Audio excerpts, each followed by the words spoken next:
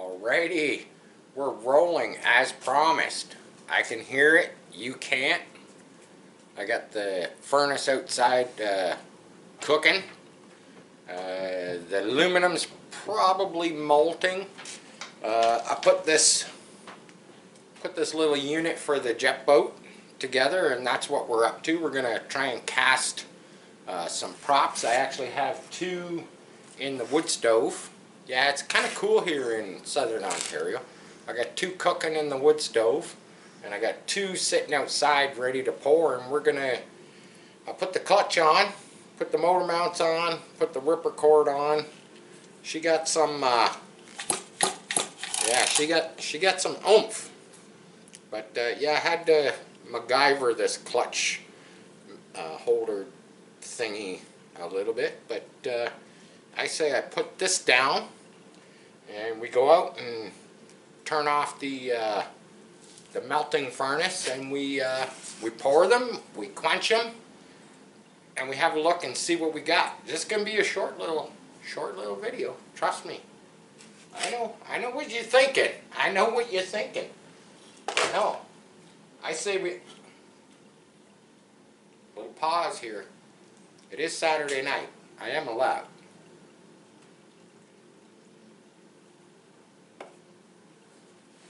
Got my gloves. Let's go do it. The dog is upstairs. We're gonna be quiet so he doesn't come down. Let's go. Good luck with that.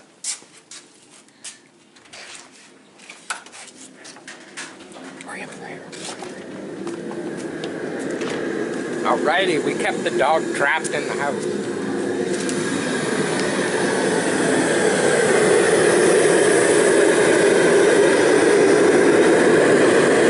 Yeah, it's nice and warm. Looks good. There we go. We'll pull this baby off. I got my tongs right here. There's my two pieces. This is probably way more than enough. I'm probably way over it. Look at how red that is. Check that out. And yeah, they were preheated. Hopefully nothing catastrophic happens here. Don't get too close there, honey.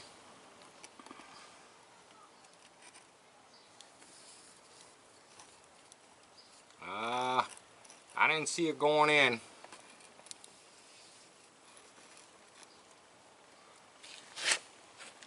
Just gonna set this down. I'm gonna tap these.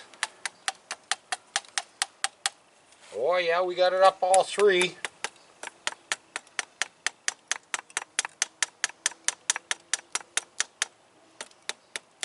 I got all three on the vents here.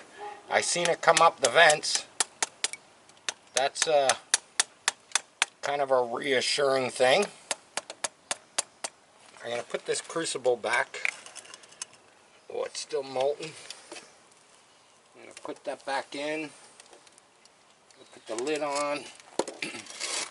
Oh, it's still nice and red in there. I got this thing working nice.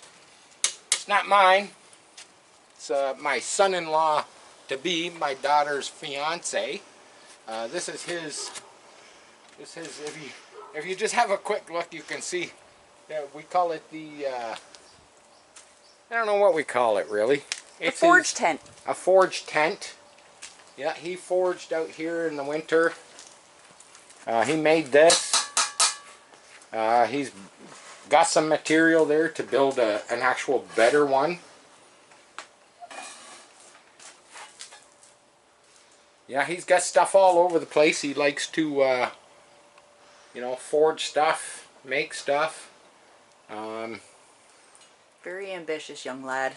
Yes, he is. He is very ambitious. Fits right in. Yes, he does. He does fit right in with the Sharp Custom family of arts and crafts. That's what we call it, arts and crafts. How is this? Oh, it's still soft. Yeah, we're almost there. We'll give it another second or two. I'll just chit-chat.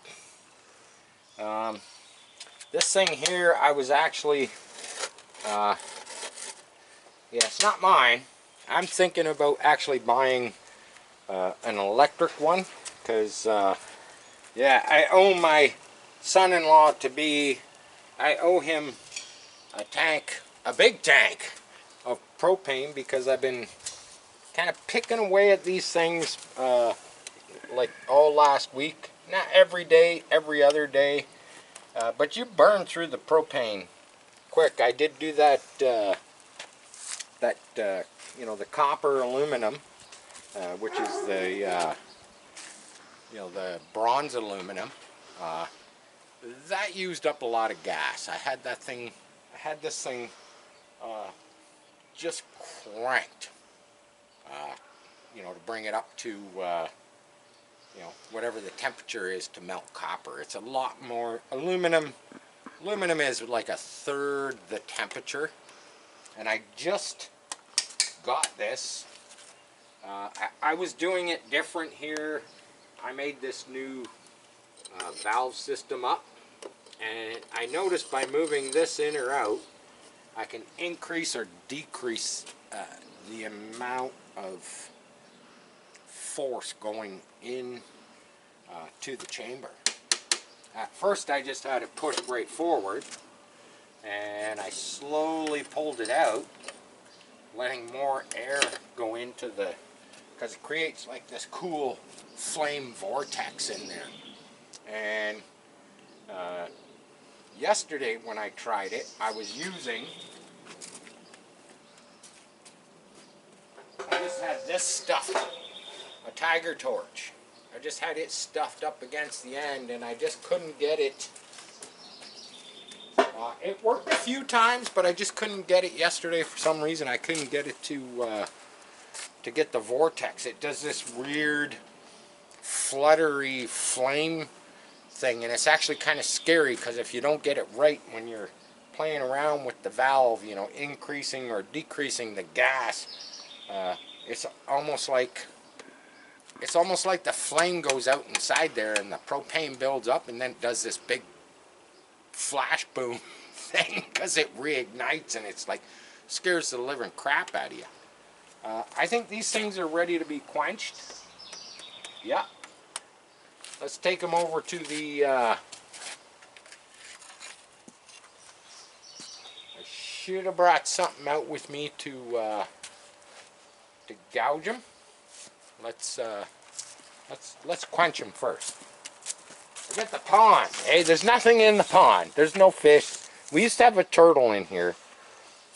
Looking pretty gungy. I think we kind of need to drain it, and I've been quenching my my stuff in here. As you can see right here, here's some of the you know, the debris.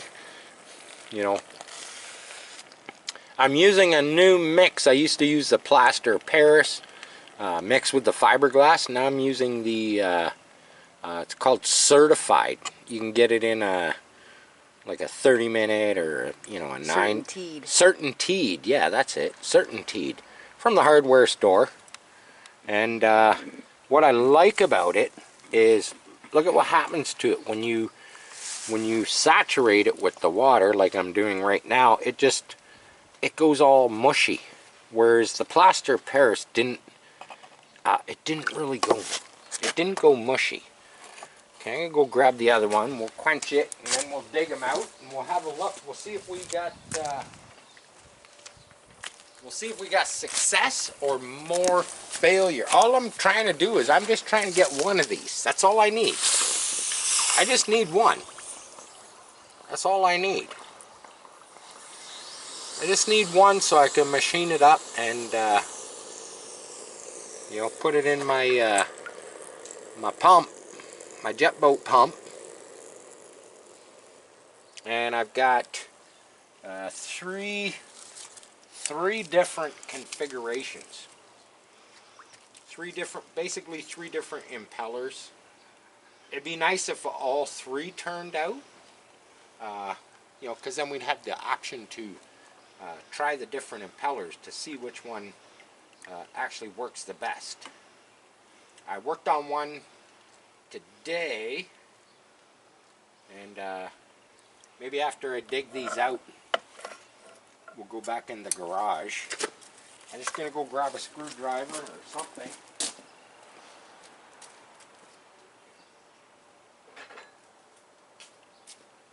This'll do.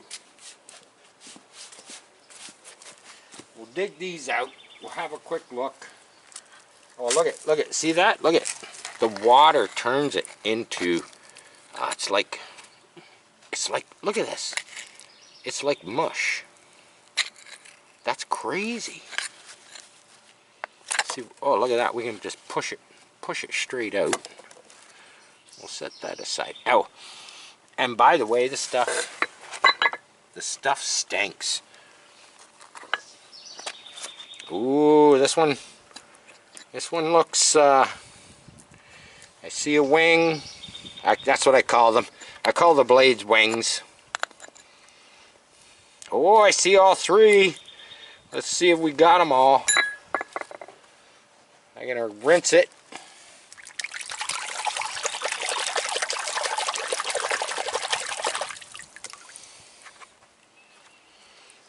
Oh, that one looks promising. This was, every time I do these things, I try something just a little bit different.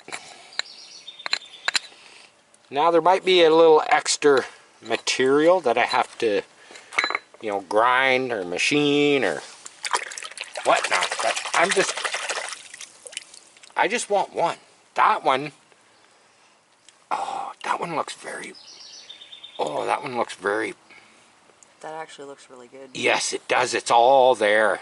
That's kind of the key. Maybe that corner right there.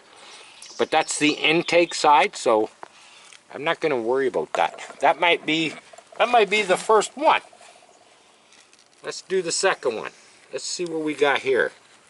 Yeah, I tried a bunch of, I got looking at all my failures, and I was starting to get very discouraged.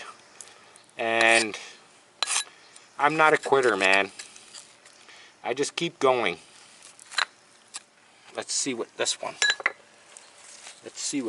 looks like. Because every single one of these is done just a little bit different. If I was to get two right at this moment, that would be freaking awesome.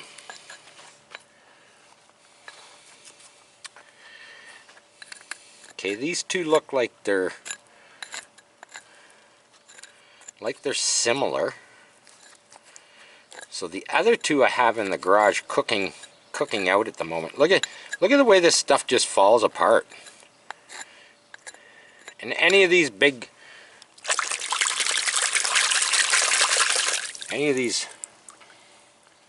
oh yeah, we got some. So those, see that bump right there? That's an air bubble. And I'm okay with that because this stuff got to be filed. Look at that. That's two. That's two. That is freaking awesome, Yay. man. Yay. Let's go in the garage.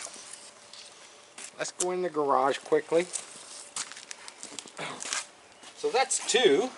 Are they the same impellers? Yes, they are the same impellers. But that's fine, man. I finally got two to work. Hello, Mr. Max. Mr. Oscar. Oh, there we go. All right. So I gotta show you quickly. Yeah, the boys. Hey, play nice. Oscar, quit being such an old grouch. Oscar the Grouch, get it? Quit being such an old grouch. Oscar, be a nice boy. Good boy, Max. Good boy. So, I had this prop right here, or impeller. And this is a bigger one.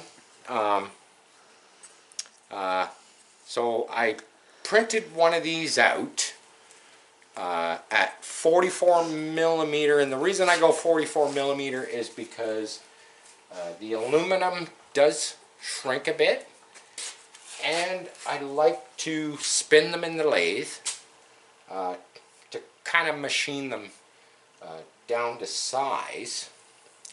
But these ones, this is my most favorite, okay? And I have not cast one of these yet because the vanes, or the fins, whatever you want to call them, the wings, I call them wings, they're in the print, they're too thin, and I just haven't taken the time to figure out, you know, how to make them thicker. The piece of crap software that I use doesn't allow me to do, you know, it allows me to make things bigger, make things smaller. It's a pretty basic piece of software for this 3D printer. So what I did this morning was I printed out two at 44 millimeter, and then one of them I cut the vanes or the wings or the blades, whatever. I cut them off with an X-Acto knife, and I hot glued them on top of another one, and then put beads of hot glue up each, you know, crease, so that when I buried it in the plaster, there wouldn't be any voids. And that was to make it about 120 thou thick. We can check one of these right now. So these blades, what I like is so there you go, look at that. Is bang on the money. That's 100 thou right there. That's 100 thou, which allows me, oh, that one's a little, oh yeah, 100 thou, just under or just over. And I like that because, you know, these have to be, you know, they gotta be sanded a bit. They gotta be smoothened out. But that's amazing, man. That's amazing. I've been trying for, you know, a week and a half now. These two right here, believe it or not, I believe this is number, well, yeah, I don't know which one was which, but it's 8 and 9. So 8 and 9, they're, now I don't know if they're 100% perfect. They look freaking awesome right at the moment. They look awesome. Like, they need machining. What I did different to capture, if we have the old one right here. So, you know, I missed this whole part of the, you know, the fin, and then these ones are not, you know, they should be more parallel with this surface. So, you know, we're missing some there. If you grab a straight edge and you hold it out there, you know, we're missing quite a bit of it.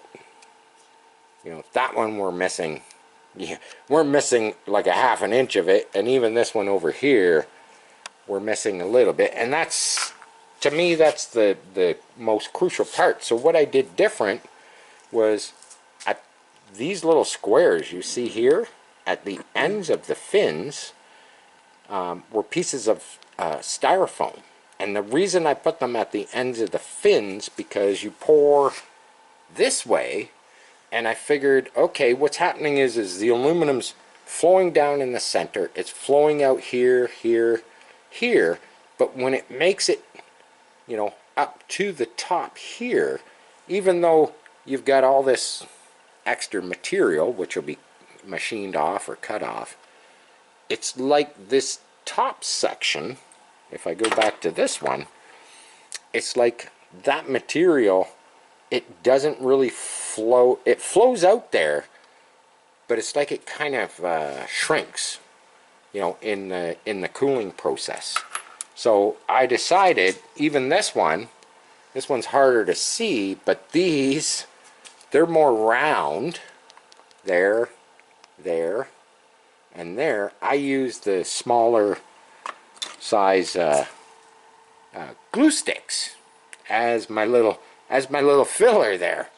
And yeah, like, I got them. Like, there's a little flaw right there. I can see it. You know, there's some gunk in there, and there's a little flaw, but that's cool because this is the back side of the impeller, so I can kind of file this, you know. And like this one, they're well, this one, it was supposed to be square top and bottom, but if we look at that that red one, notice the intake side. So the intake side is always where it tapers, right here. And this is where the water gets thrown out the backside. So these are curved, you know, and if you think about a jet ski impeller, they're curved. So this being the backside, yeah, I can actually curve that, you know, with the sander, as long as I do all three of them pretty similar. So that, yeah, that little piece missing there, not a big deal. This lump, that was hot glue. I put that there on purpose so that in the, you know, sanding, machining process, I can kind of clean that up. But there you go, man. There's two. So now I can finally, once I get the motor mounted into the boat and I get the jet pump mounted into the boat, it won't be long before we go, you know, to the river and do a little test and tune with the new pump, new motor, new boat. Everything in that is going to be almost freaking new, other than my radio gear. I use the same radio gear. I just kind of swap it around. Servos, they're used, they work, that's all that matters. But there you go. You get to see it, man. I love melting aluminum. I just love melting softer metals in general. And the propane, yeah, you burn up the propane pretty fast, and I'm thinking of buying myself possibly a nice benchtop, you know, small electric melting furnace. I've been looking at them. I'm thinking of pulling the trigger on one, because for the little bit that I do, you know, impellers, I do straight axles for the hot rods. I like to do small components for the quarter scale cars, and obviously now I'm doing, you know, some boat stuff. But I think one of those little electric, you know, furnaces would be great. I can keep it in here, you know, I could probably use it over here and, you know, put my stuff on the floor when I pour the molten metal. I won't do a lot of this bronze stuff just because it's harder on, melting copper is a lot harder on those little electric furnaces. It's hard on the coils, it's hard on the crucibles. Even though that's pretty cool, I don't care. I still like to, good catch. I'd still like to make one as good as one of these. You know, out of the bronze. It's pretty heavy though. Not sure of its function. I think it would function fine. But yeah, man, there you have it. Told you I was gonna pour some molten metal, and we did. And it was kind of a spur of the moment thing this afternoon. It's starting to get dark here in southern Ontario, and there you go. Sharp Customs, man. You know the routine. I hate repeating myself. Love you all for watching. Love you all for commenting. Peace. I'm out.